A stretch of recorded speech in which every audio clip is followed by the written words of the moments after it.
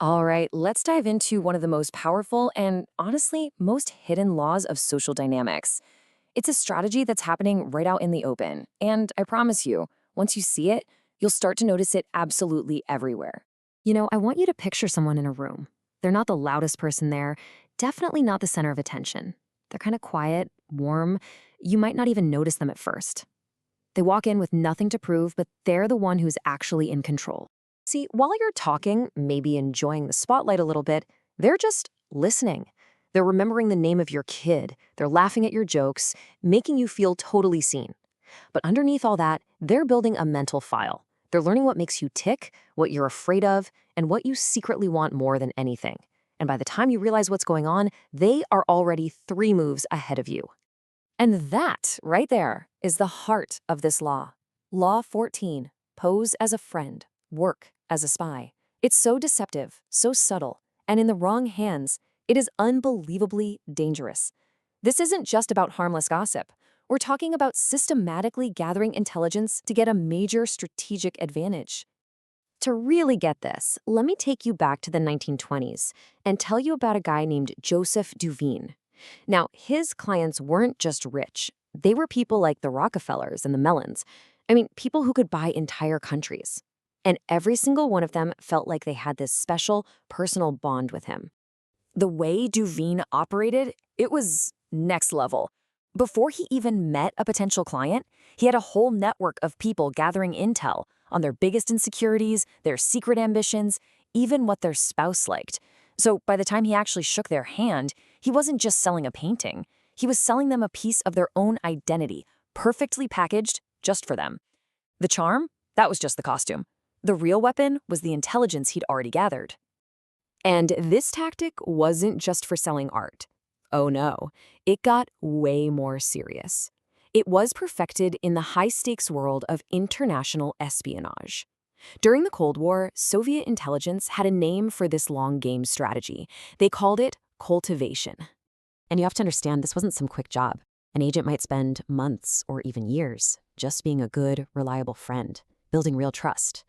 Then, and only then, would they start asking these small, casual questions. Nothing that would ever raise an alarm. And because that trust was so deep, the target would just answer, willingly. The agent never had to push. They just let that carefully built trust do all the heavy lifting, pulling secrets out without the target ever feeling like they were being interrogated. Okay, so you're probably thinking, art dealers, Cold War spies, what does this have to do with me? Well, everything. Because this isn't just history. The players have changed, sure, but the game is exactly the same. It's that supportive coworker who's always checking in, only to use your struggles against you in the next big meeting. It's the business partner who spends hours asking about your vision, not because they care, but because they're building a file on you. But why is this so ridiculously effective? I mean, why do we fall for it? It all boils down to one simple, kind of dark truth about human nature. This is the key. This is the vulnerability. We are all, every one of us, absolutely starving to feel seen, to feel heard, and to feel understood. The masters of this game know this, and they use that hunger like a key to unlock your deepest, most protected secrets. I mean, think about it for a second. The moment someone makes you feel like they really get you, the floodgates just open, don't they?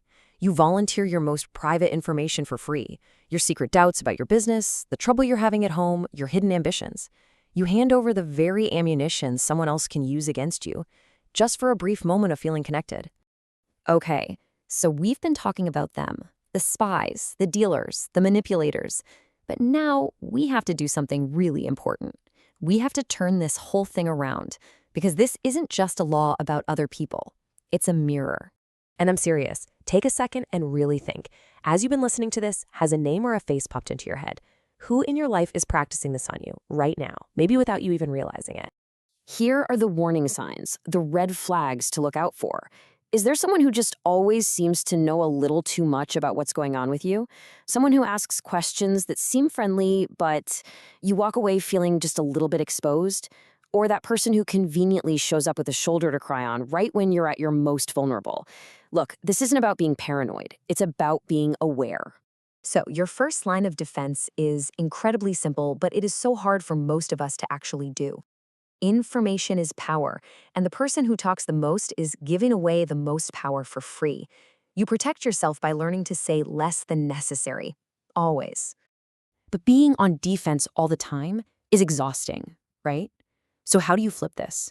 How do you turn this awareness into a strength? How do you use this knowledge to your advantage, not to manipulate people, but to navigate the world a hell of a lot more effectively?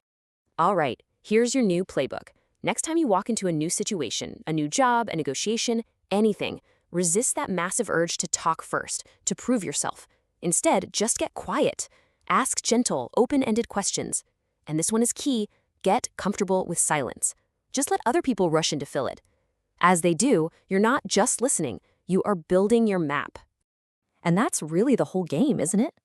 Over time, all that quiet listening creates this incredibly detailed map of the entire social and political landscape around you. You start to understand the real motivations, the alliances, the weaknesses. And the person holding the map, well, they always have the advantage over everyone else who's just wandering around blind. Ultimately, this law completely redefines what real power looks like. It's not the person at the front of the room commanding everyone's attention, no. It's the one in the corner, smiling, listening, and already knowing the answers to the questions they're about to ask. And that is Law 14. You are now officially aware of the game being played all around you every single day. And from this moment on, you will never see your interactions, your colleagues, or maybe even some of your friends in quite the same light. The only question now is, what are you going to do with that knowledge?